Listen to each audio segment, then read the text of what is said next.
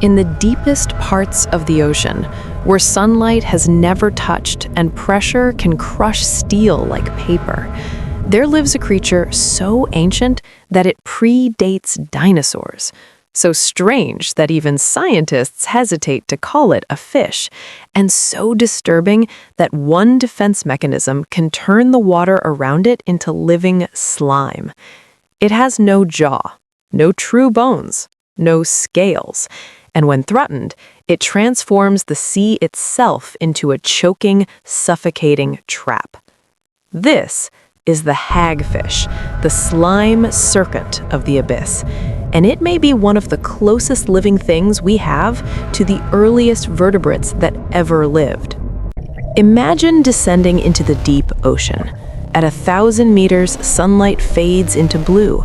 At 3,000 meters, the world becomes silent and black. Here, the pressure is hundreds of times greater than at the surface. Every square inch of your body would feel like a car stacked on top of it. This is not a place meant for life, and yet something moves. Long, pale, smooth, like a living rope drifting through darkness.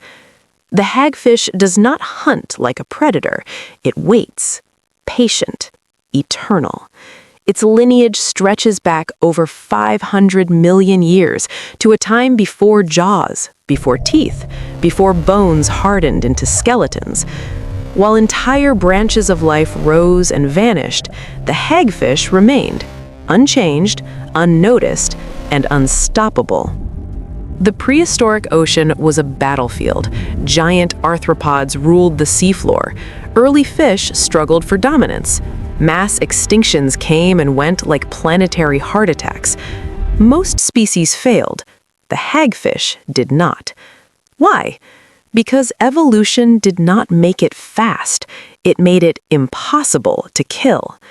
The hagfish evolved not as a hunter, but as a survivor. A creature built to endure collapse, starvation, darkness, and time itself. Its body has no rigid skeleton. Instead, it relies on a flexible rod of cartilage, allowing it to twist, knot, and compress in ways no other vertebrate can. In the deep sea, flexibility is survival. To look at a hagfish is to see something unfinished. Its skin is pale, almost translucent like wet parchment. Its eyes are a little more than light-sensing dots, barely capable of forming images. It has no jaws, only circular mouth lined with tooth-like structures that rasp flesh like sandpaper. And yet, this creature can consume animals far larger than itself, not by attacking from the outside, but from within. When a fish dies in the deep sea, it sinks. Most scavengers wait their turn. The hagfish does not. It enters the body through the mouth, gills, or even soft tissue and eats its way outward, hollowing the corpse from the inside like a living parasite. Scientists have pulled up dead fish from the seafloor that looked intact until they collapsed, revealing nothing but skin. The hagfish leaves no trace, only emptiness. But the hagfish's most infamous ability is not how it eats, it is how it defends itself.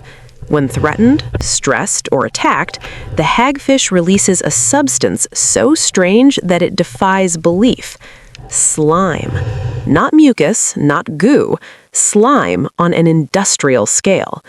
Within milliseconds, specialized glands along its body eject microscopic protein threads and mucus that expand in seawater, instantly forming liters of thick, fibrous slime. The surrounding water transforms. Gills clog. Vision disappears. Movement becomes impossible. Predators panic. Sharks have been observed fleeing, choking, suffocating, defeated not by teeth or poison, but by a living biological trap. The ocean itself becomes the weapon. Scientists studying hagfish slime are stunned. One hagfish can produce enough slime to fill a bathtub. The fibers are stronger than spider silk, yet thinner than human hair.